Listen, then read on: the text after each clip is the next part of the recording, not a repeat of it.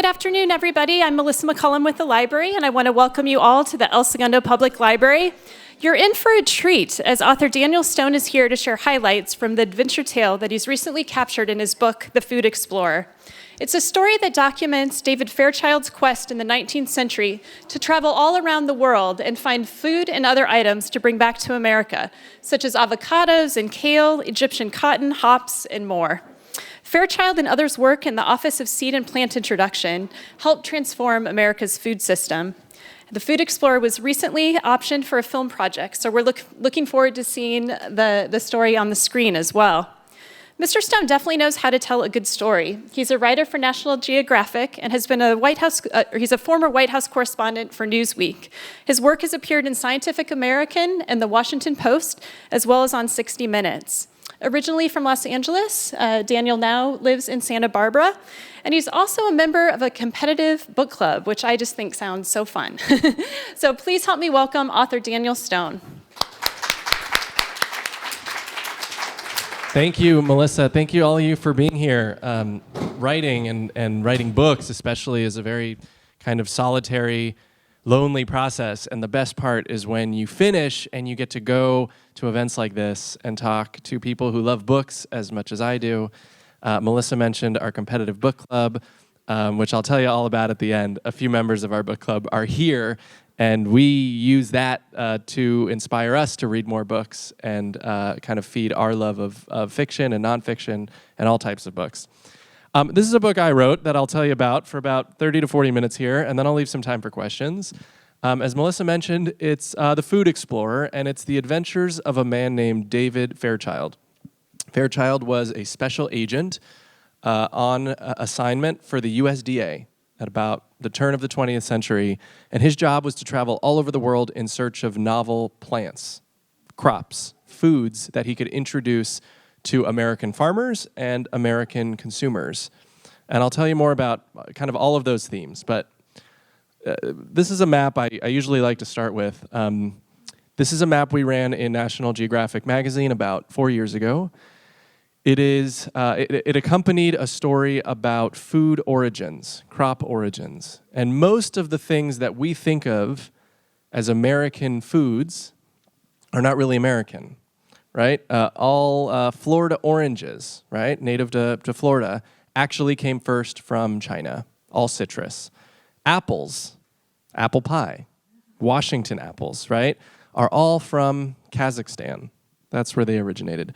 Bananas are the single most sold item at Walmart, and they came first from Papua New Guinea. And so the story behind this and this map was really intended to show that what we think of as our native foods in our sort of most American dishes are not actually from here. They're immigrants, just like many of us and our families were. This was also intended to show that most things do not come from our continent. And our continent traditionally has been very bare, right? Most things in our diets are not from North America. The very few things that are, most gourds, pumpkins, squashes, cranberries, and the king of our continent, which once blanketed, the only native flower we still use, the sunflower, is native to North America.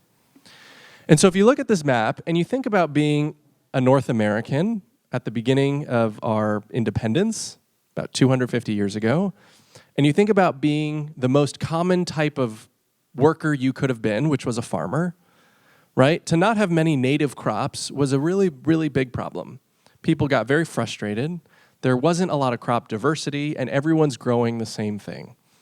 And I usually don't like to put text on screen, but I will only once, and I'll read it to you. This is an editorial that sort of blankets that sentiment of farmers and activists at the end of the 19th century expressing that frustration about not enough native crops. This is a woman named Mary Elizabeth Lease.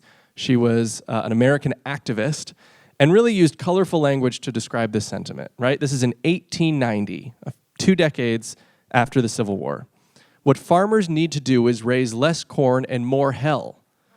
The parties lie to us and the political speakers mislead us. We were told to go to work and raise a big crop. That was all we needed. We went to work and plowed and planted. The rains came, the sun shone, nature smiled, and we raised the big crop that they told us to. And what came of it? 8-cent corn, 10-cent oats, 2-cent beef, and no price at all for butter and eggs. That's what came of it.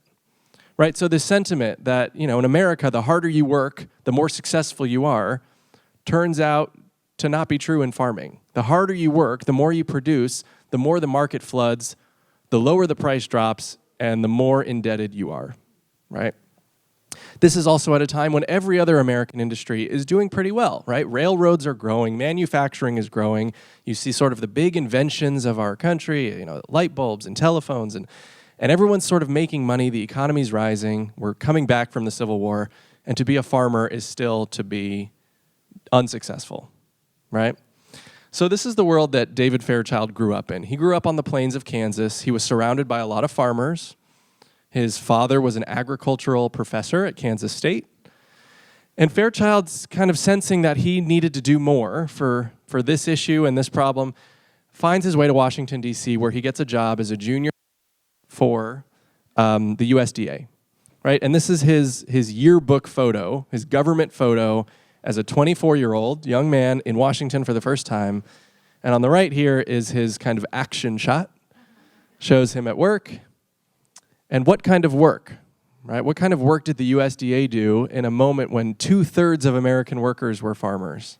And the answer is not really that much, right? You couldn't really do that much for farmers, certainly from Washington, right? Most of the USDA's work was trying to confront problems, right? This farmer had a disease across his field. This other farmer had a blight that was threatening their entire crop. So they'd usually concoct some mixture in one of those tanks, whatever it was, and spray it, right, to limited success. And so Fairchild had the idea, well, what if we sort of diversify? What if we go out and explore and find out what else is out there, find new crops that farmers can grow maybe more successfully than the same, dozen old crops that they've been working with. And so he gets an opportunity to go across the ocean. And many of us go across the ocean now, but I often think of, what it must have been like to be in your mid-20s, a young man from Kansas, to get to go on a steamship in 1893 across the ocean, the Atlantic, to Italy. And this is the exact boat he took. And you could imagine his excitement, being in a dining room, wearing his tuxedo, meeting the other passengers, going to a foreign country, all these things that nobody in his family had ever done before, right? For hundreds of years, hundreds of generations. This boat had that collection of sort of eccentric personalities, the types of people that did travel a fair amount. And this boat was called the Fulda, and on board the Fulda, Fairchild had a life-changing experience. I refer to it as a chance encounter, the kind that in many of our lives happens at times, and if you're paying attention, it could transform your life. And if you're not, it just passes, right? Gone. And aboard this boat, the experience was meeting this man, right? Here is a man named Barbara Lathrop. He's from Chicago. And he was a world-traveling, global playboy bachelor millionaire, right? Never got married, always traveled, constantly moving, just sort of collecting places like you'd collect things, just fancying his boredom on travel.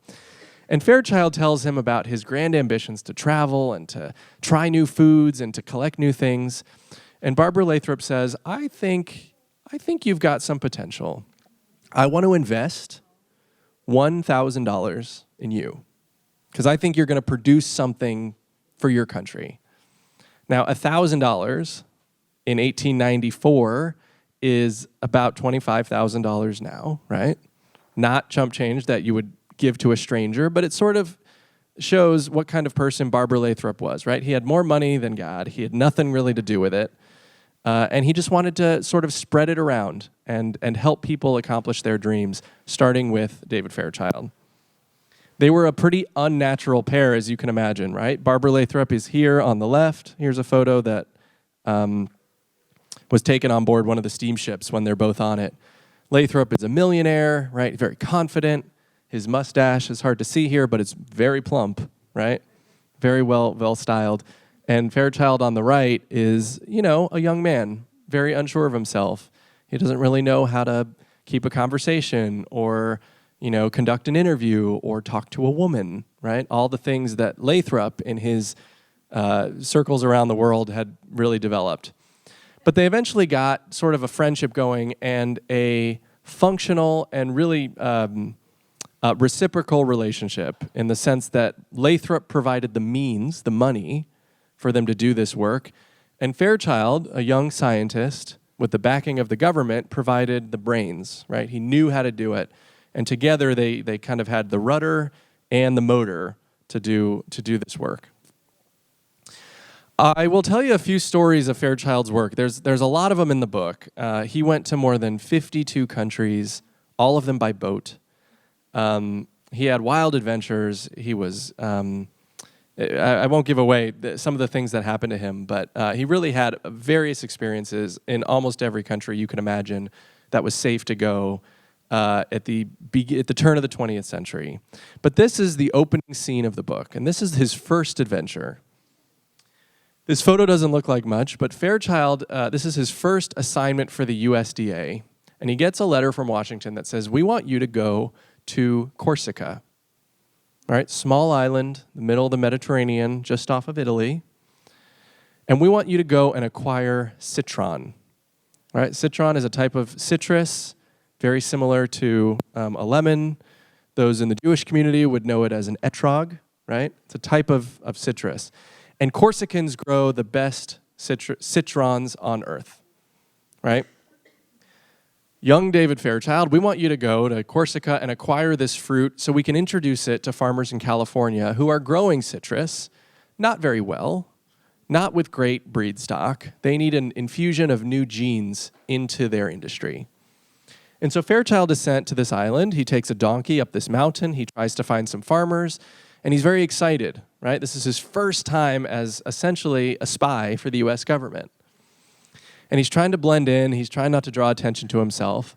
But he has one of those big Kodak cameras with the curtain, right? And he's wandering around, and he decides he's going to take some pictures. And he takes this picture in one of the streets of these houses and these women in front of the house. And as soon as he takes this photo, with his head still under the curtain, he feels a hand on his arm, and he's arrested, right?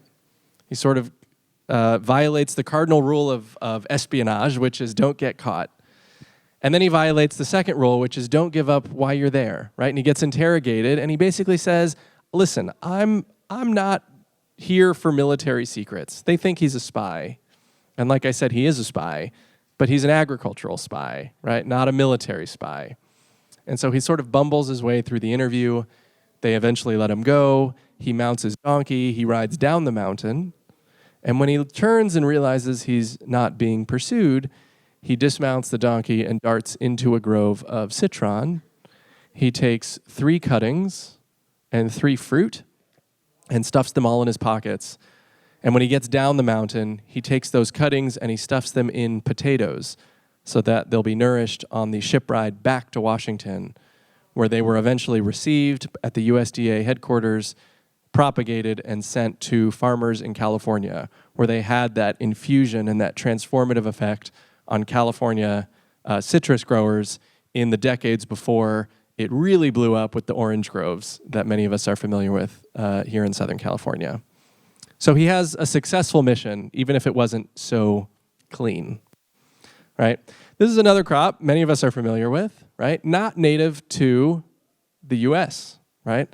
Avocados are mainly from southern Mexico, also Central America, but as far south as Chile and Brazil. Fairchild circles the coast of South America, and he had seen avocados before. He referred to them as alligator pears, bumpy skin, but he had never really been impressed with them, right? Here's a fruit. Avocados are fruits. They have really big pits, not that much flesh, really stringy. They bruise really easily, and they ripen really fast, right?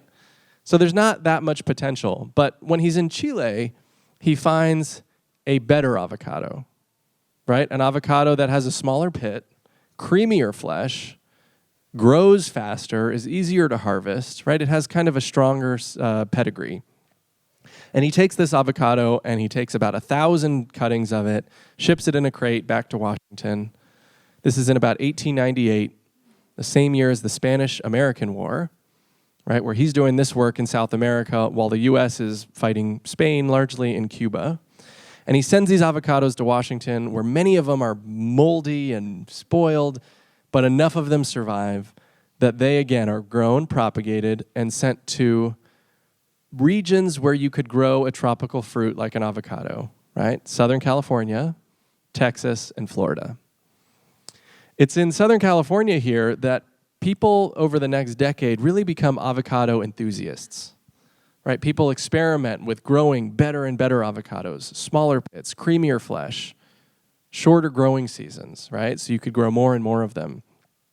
And some of those people experimenting with them were scientists, some were chefs, and some were just amateur gardeners, right? Like me, you, who just liked growing things like avocados, seeing what would come up season after season. And it was one of those amateur gardeners who actually turned out to be a letter carrier for the Postal Service, who experimented with avocado growing in his own backyard, not far from here in Fallbrook. And one season, an avocado sprouted that was even better, right? It sprouted after just one, it fruited after just one season. Its fruit was very big, its stone was very small, very creamy flesh. And it was about the mid-1920s where, because of David Fairchild's introduction, this man was able to propagate and grow his avocado and then eventually patent it. And this was the first fruit patent in our country, patented by that mail carrier whose name was Rudolf Haas. And Haas, this is his original patent. You could see his name maybe down here.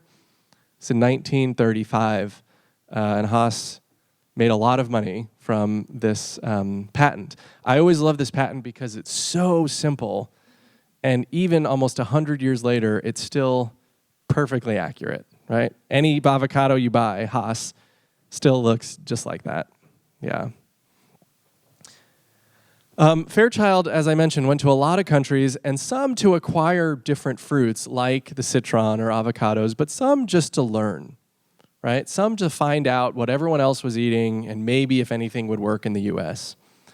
And it was for that reason that he went to Baghdad in 1900, and he would chat up these farmers, right? Unlike his first adventure where he, tried to get in and out unseen, sometimes he would sit around as a, slightly more advanced at this work, and he would talk to farmers about what they were growing, any advice that they would have, and maybe if they'd be willing to give him some seeds or cuttings or suckers. It's in Baghdad that he meets some of these farmers, and he acquires more than 30 different crops in Baghdad. Why so many? Because Baghdad had been the crossroads of civilization for hundreds of years. Everything worth traveling, certainly on the Silk Road, had come through Baghdad at one point. So it's a kind of a hot spot of agriculture. But a crop that excites him the most is on the right here, dates.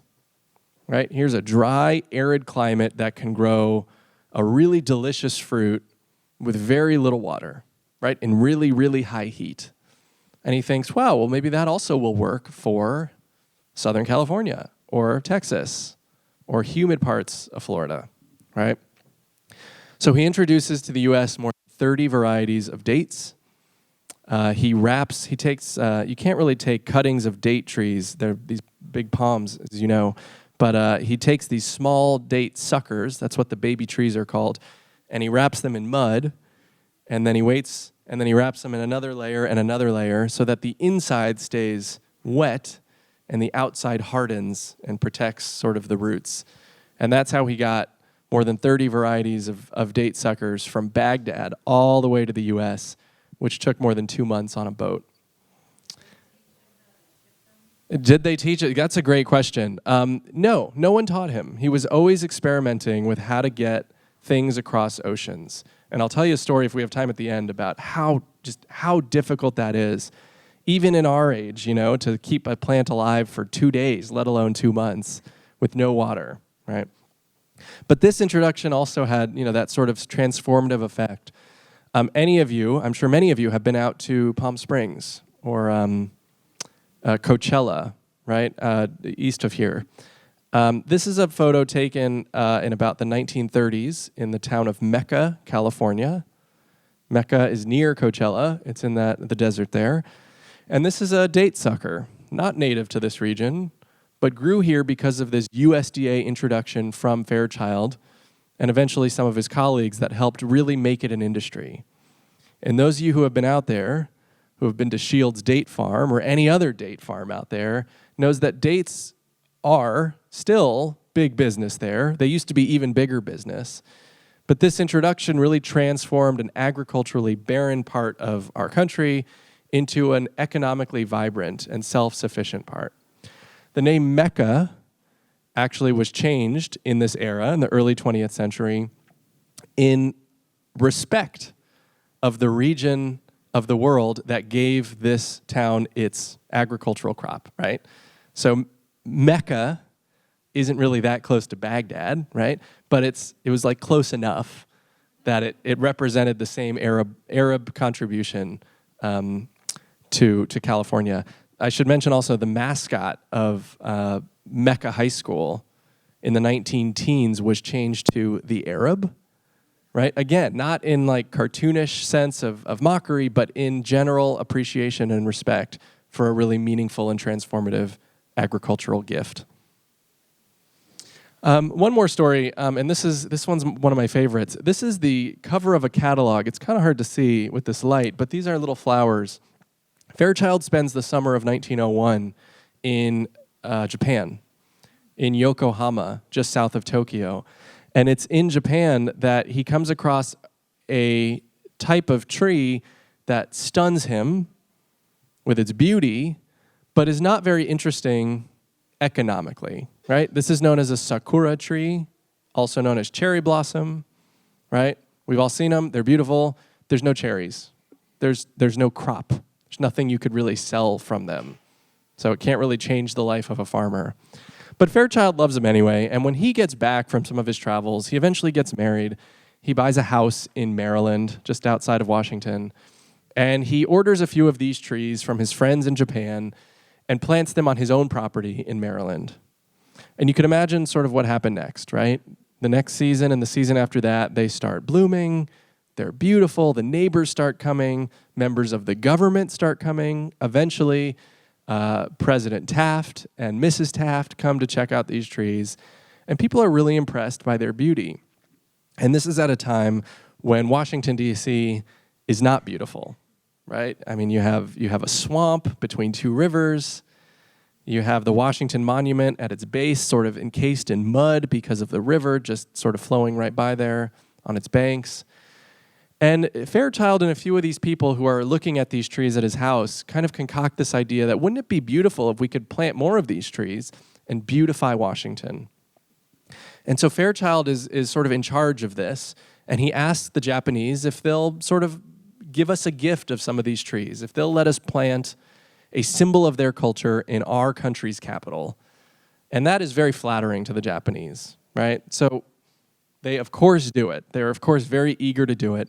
They take about 2,000 trees growing in Japan, mature trees, they dig them up, they put them on a steamer, they put them on a rail car across the U.S., and they get to Washington, where they're in crates, and they're inspected right here. This is the National Mall. And many of you at this point have probably thought, well, you know, what about kind of the biological risks of transporting plants across oceans from one country to another without any real knowledge or foresight of what could happen, right? What risk could be introduced?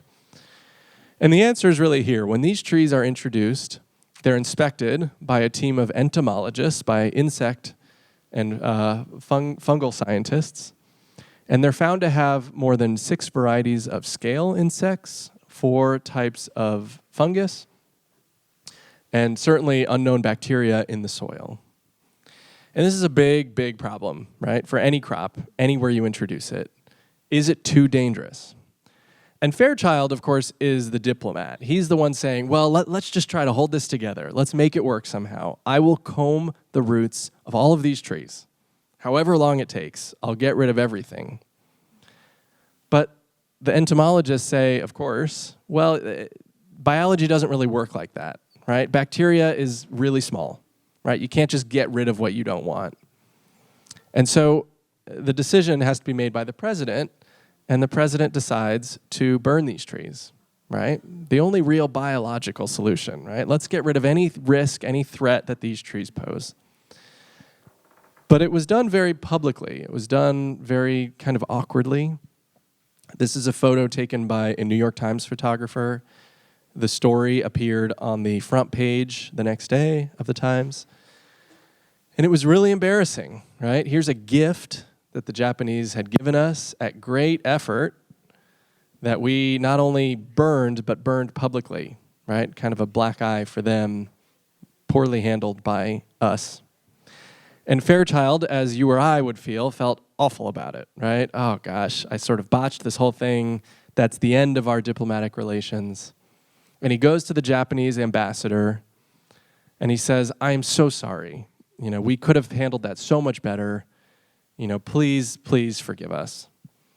And to his and everyone else's surprise, the Japanese ambassador says, no, we are sorry. We gave you a faulty gift. We gave you a biologically threatening, risky gift. Of course you had to burn them. And of course you kind of had to make an example that, you can't do this. This is, you got to show people that this is too risky. So you had to burn them and you had to photograph them. And that sort of exchange of goodwill goes a really, really long way because Fairchild sort of holds it together and brokers another exchange. This time, the Japanese grow 3,000 trees in soil that's sort of roped off. They're young trees that are dug up. Their roots are sterilized in the way they do with certain chemicals, and they are sent across the ocean. They are sent to Washington. They pass inspection. And it's those second shipment of trees that are then planted on the tidal basin around the National Mall. This photo was taken in the late 40s, and you could see from 1912 when they're planted to the 40s just how big they get, how much they bloom. And anyone who's been there, certainly during the Cherry Blossom Festival, knows how stunningly beautiful they are, despite the crowds, right? One interesting thing about these trees, they last about 25 to 35 years. That's their lifespan. So many of the original trees have been replaced with cuttings to produce younger trees, right? And it's those young trees that we see that the National Park Service spends a lot of effort and money to make sure are perfect every spring. But there are still 4 of the originals. And next time you're in Washington, if you take a walk around the tidal basin, you could see those 4, if you really look for them, because the new ones are kind of thin, very prim and proper, and the old ones are about 12 feet in diameter, right? Bark hanging from sort of every appendage. And they look like they've been there a long time. And it was those 4 and many hundred more that Fairchild planted in the spring of 1912.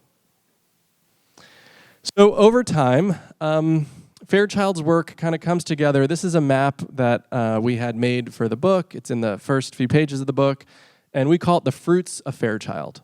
Right? These are some of his greatest hits from around the world. And I mentioned some, but there are a lot more, right? Avocados here in Chile. There's the citron in Corsica. There are seedless grapes that he picks up right outside of Venice, Italy, and hops that he acquires in Bavaria to help American brewers brew better beer. Right? Here are the dates I mentioned in Baghdad, types of nectarines that he picks up in Pakistan, and papayas in Sri Lanka, and more than 50 varieties of mangoes that he collects from India all the way over to the Philippines. And you look at this and you could see some American industries and some American products, even things we don't eat. Fairchild picks up a type of long fiber cotton in Egypt that's softer and more luxurious than any type of American cotton being grown. And that becomes known, of course, as Egyptian cotton, some of the nicest and high-end cotton you can buy. So you see a lot of success on this map, a lot of industries that did not exist. This is only a collection. He introduced more than 10,000 different crops, all with little notes, all with instructions for farmers. But he also had failures, right? He had near misses, things that just didn't really catch like he really wanted them to. And I have two on this map here, but there's many, many more. One is here on the bottom that he collects in South Africa called the Dwarf Pineapple.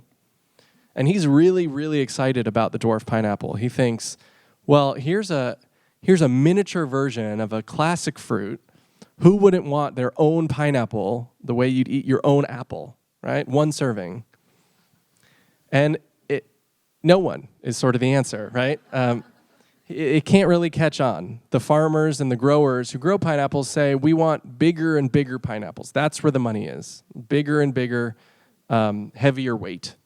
We sell them by the pound. And then over here, a different one is the mangosteen. Who's ever heard of the mangosteen? Have you tried one? No. Mangosteen juice, yeah, far more common. It's very rare to find a mangosteen here in the U.S.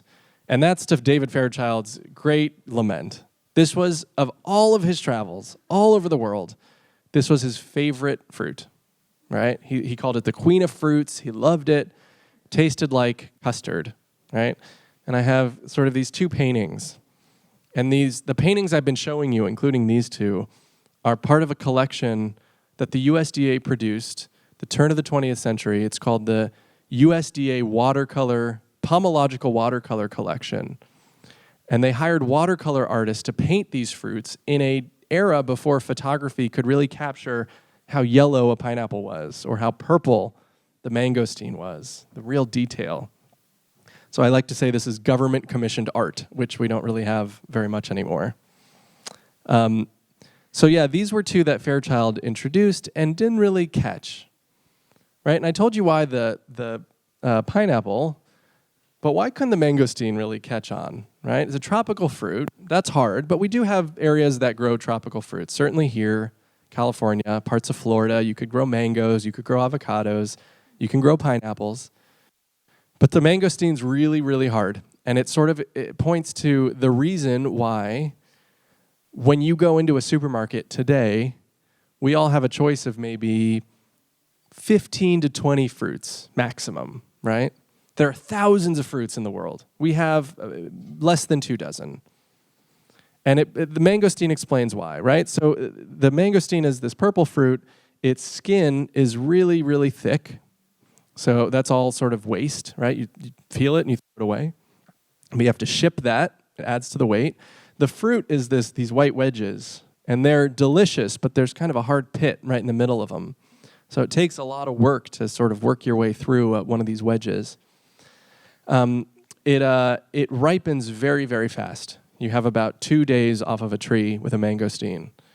And it bruises very easily, right? So you can't ship these things, even on a plane, hoping that they'll show up in good condition. And if they don't, as we all know, no one will buy them, right? So the industry just sort of it can't get the momentum.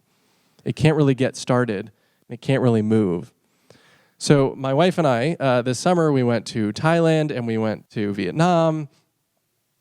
And you could get mangosteens there, by the dozen for cheap. And this is me here on the street. My wife's here. She took this photo credit. And this woman is selling here mangosteens right here, and I'm holding a few in my hands. You could get probably about 8 of them for $1. Yeah, and they're delicious. And you could eat 8 of them in about, 3 minutes, so which we did. But this just goes to show that a lot of these tropical fruits, they're rambutan here, we tried durian, things that you just can't really get here are growing in a different region where their resume is a lot stronger, right? It just doesn't work for the U.S. And the same is true for the dwarf pineapple, right? I was in Whole Foods one day. This is where I used to live in Washington, D.C., and I passed these, and I did a triple take, right? These are mangoes here on the right. You could just see for size comparison that these are dwarf pineapples. And I almost bought one, didn't, because they were $5, right? Pretty steep for one pineapple, one serving. And I don't think they carry them anymore, and I don't think they'll really catch on for the same reason that Fairchild was told. You know, they're just not strong enough. They can't really compete with the kind of higher upper class of fruits. I want to tell you one more story, and then I'll take some questions. Fairchild gets to a point where he's both kind of getting on in age, can't really travel as easily and freely anymore. He gets married. Fairchild married the daughter of Alexander Graham Bell in Washington in 1904. He sort of joins the Bell family of this great family of science and adventure, but he also, you know, kind of settles down. They start with one kid. They eventually have three. And Fairchild goes from being an adventurer around the world to sort of the administrator, right, in Washington. And he hires a team of young men to continue this work of seed and plant exploration and introduction. And he hires one to go to Guatemala to find better avocados. He hires a second to go to Russia to find better wheat. All wheat comes from Russia. And he hires a third man, this is Frank Meyer, whose job is to go and walk across China, right? Fairchild has the suspicion that China, more than any other country, has been farming for 4,000 years. And not only do they have great crops, but they're really, really good at farming, right? They know how to feed many millions of people. They know how to reduce all waste, maximize efficiency, irrigate their crops, do everything that, with an expanding country here, we could learn from. So he's looking for a young man, and he finds Frank Meyer. He's a Dutch immigrant. He loves plants, he loves to be alone, and he loves to walk, right? He's hired, right? He's got the perfect credentials. And Meyer goes, starting in 1905, all the way until 1917, wandering around China. He goes from Beijing, he goes down the Korean peninsula, he goes almost all the way over to Russia and to Europe. Really covers a lot of ground. And he has harrowing adventures of his own, right? He gets robbed, he gets beat up, he gets attacked by wild animals at times, and really has incredible, I mean, you couldn't imagine what he goes through. I have a few scenes in the book based on the letters that he was writing to Fairchild back in Washington. But through all that, he has really, really remarkable success also. He picks up varieties of wild oats and pears and asparagus and soybeans also, soybeans that really become sort of the main cash commodity crop of the United States.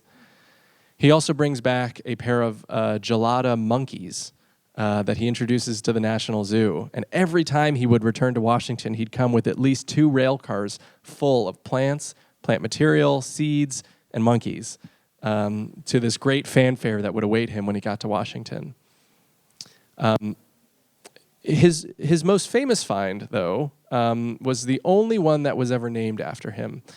And Meyer goes all over China, and you'll remember what I mentioned, that all citrus comes from China and part of Korea.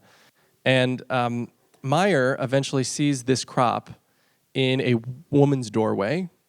He sees a type of citrus that is bright yellow, right? Like an egg yolk. That's how he describes it.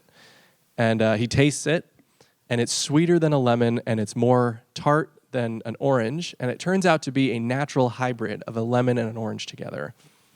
And he introduces it to the U.S., where it's first grown in Chico up north, and eventually down all the way to the Mexican border. And the crop becomes named after him as the Meyer lemon, right? It's pretty easy to find Meyer lemons now. They're pretty cheap. They're also the favorites of celebrity chefs, right? Martha Stewart and Alice Waters and Alton Brown, they all have recipes for Meyer lemon tarts or salads or meringue pies, right? Because it's a sweet, juicy, and not too tart lemon. Through all of this, Frank Meyer and David Fairchild were very modest men, right? Many of us had never heard their names before this. They didn't really seek the attention of many of their science and inventing friends, right? The Edisons and Firestones, Graham Bells. But they sort of had an idea that over time, this work would be really, really transformative. And if you could get some of these fruits and crops to grow into full industries, that they would eventually start infiltrating most of our lives every day. And that 100 years later, all of our lives and every meal that we eat would really be the result of their work. And they had like a snippet of an idea of this happening, the hope that this work would be really transformative. And I didn't catch many glimmers of it in my research because they were scientists. They were focused on the research, the evidence, what they could prove and what they could demonstrate. But every once in a while, you sort of got that glimmer that they knew what they were doing. And Frank Meyer, in 1915, wrote a letter to his family. And in that letter, he ended it with sort of that same sentiment of doing important work. And this is again in 1915. And he said, "I will be famous someday. Just wait a century or two." Thank you very much for having me, and take some questions.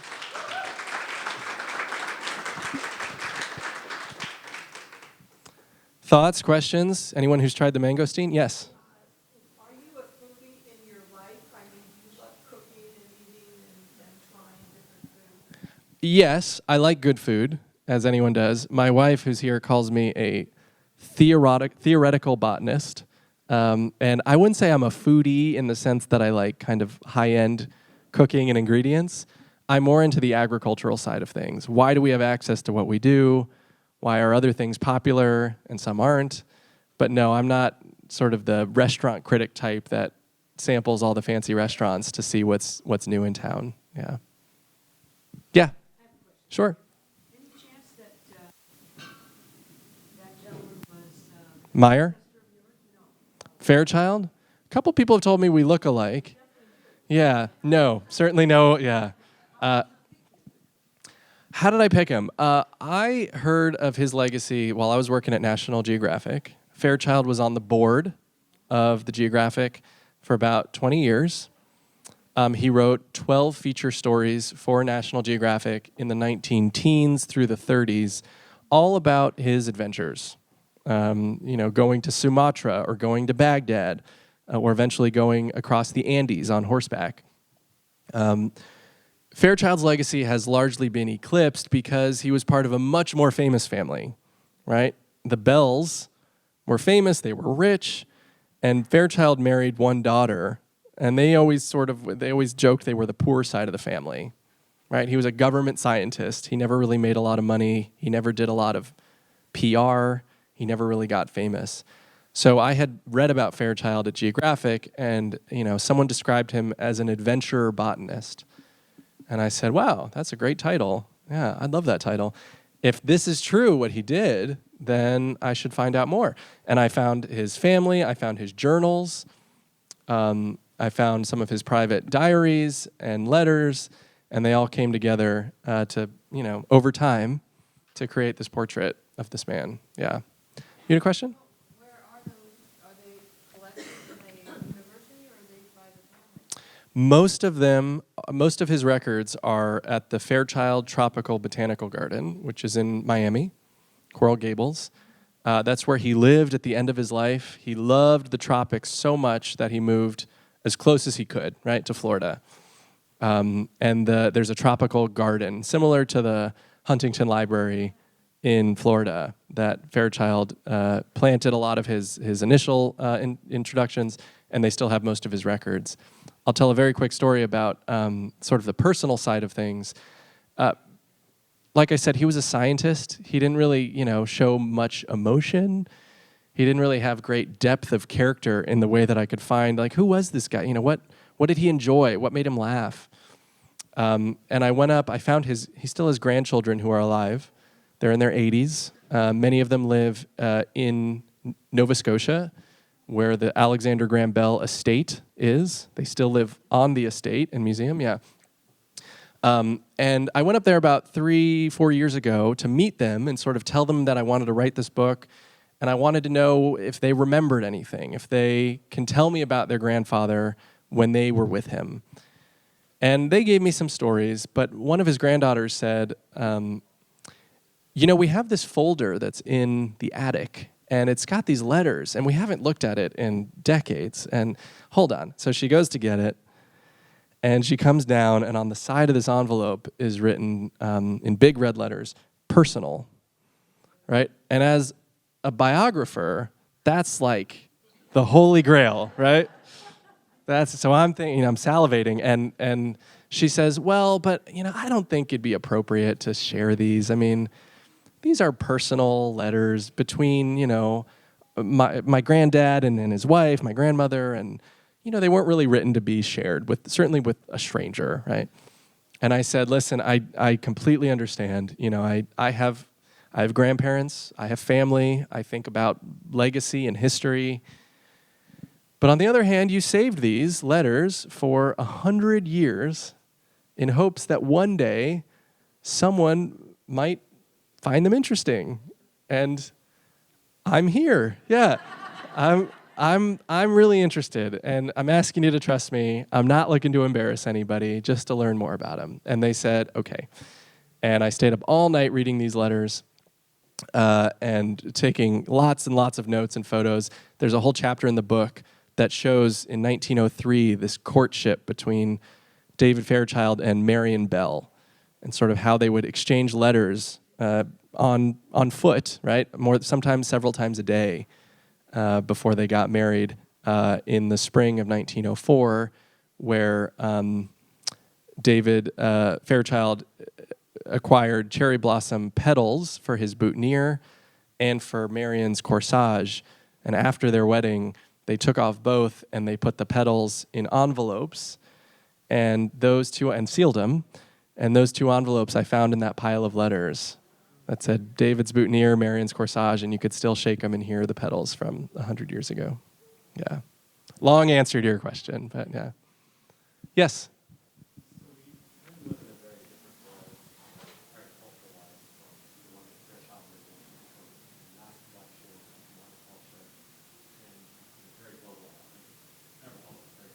Mm-hmm.